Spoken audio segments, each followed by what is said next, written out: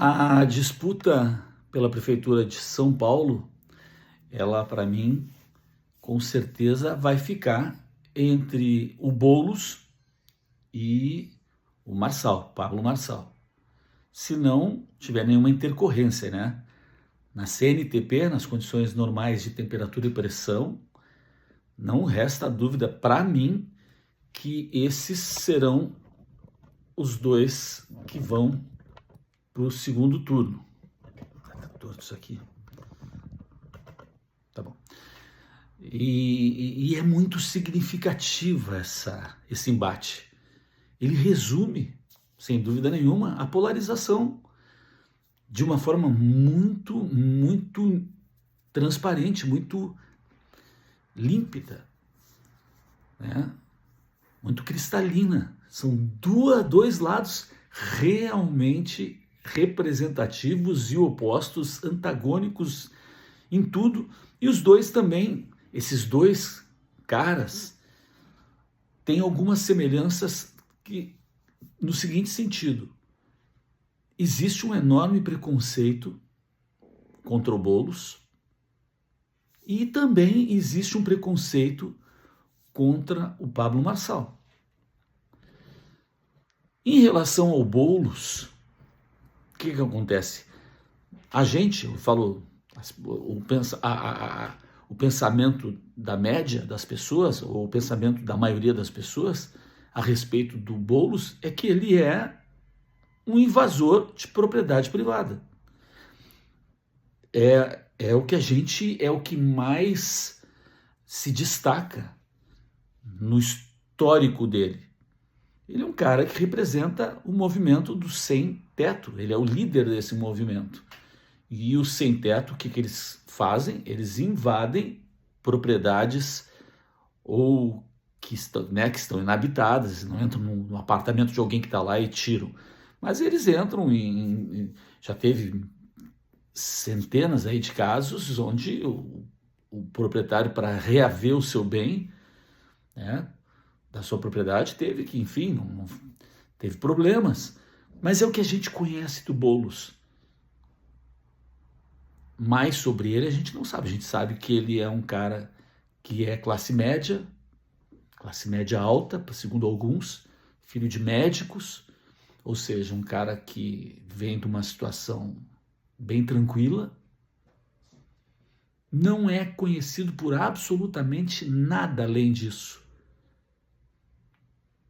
Então isso gera um certo preconceito em relação a ele, que eu confesso que eu tenho. Talvez até por falta de conhecimento. Em relação ao Pablo Marçal, Pablo Marçal é um cara que surge bem depois para o grande público, é um cara que vem de uma forma arrebatadora,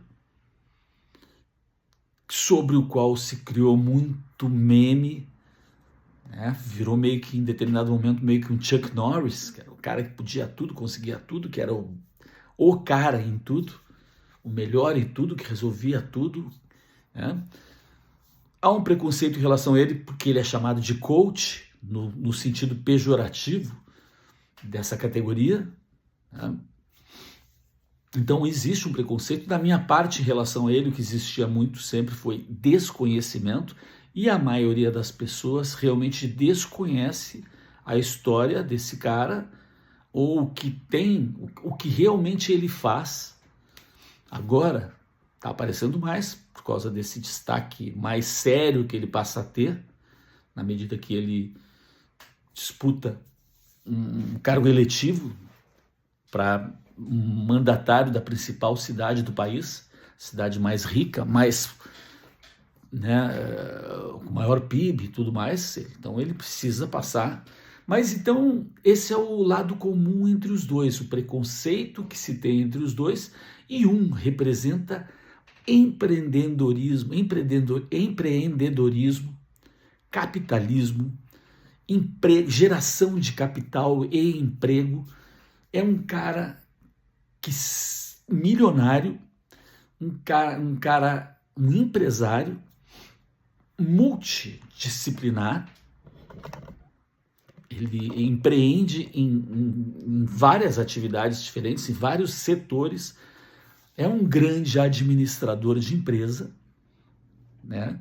Não se chega ao ponto onde ele chegou sem ser um grande administrador, um cara que soube delegar, sabe delegar. Eu acabei conhecendo um pouco mais ele, eu fui descobrir um pouco mais e confesso que fiquei surpreendido com a grandiosidade empresarial que esse homem é.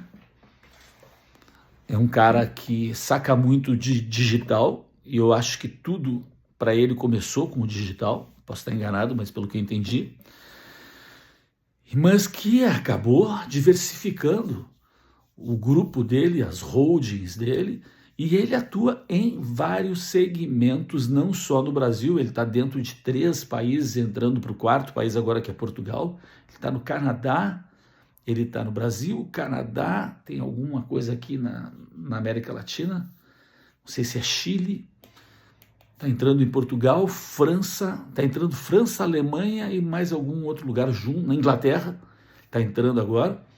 Realmente é um cara, é uma loucura esse cara que está, acho que tem 40 anos, está chegando nos 40 anos, se não me engano. O que esse homem já produziu, ele tem mais de 30 livros.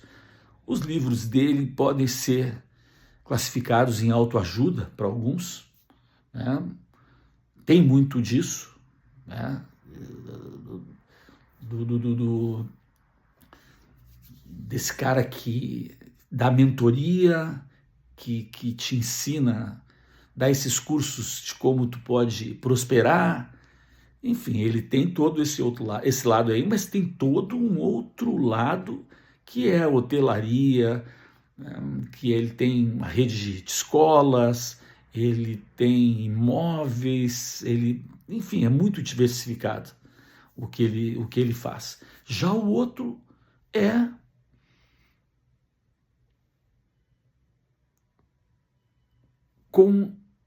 tem a ver com o bem público.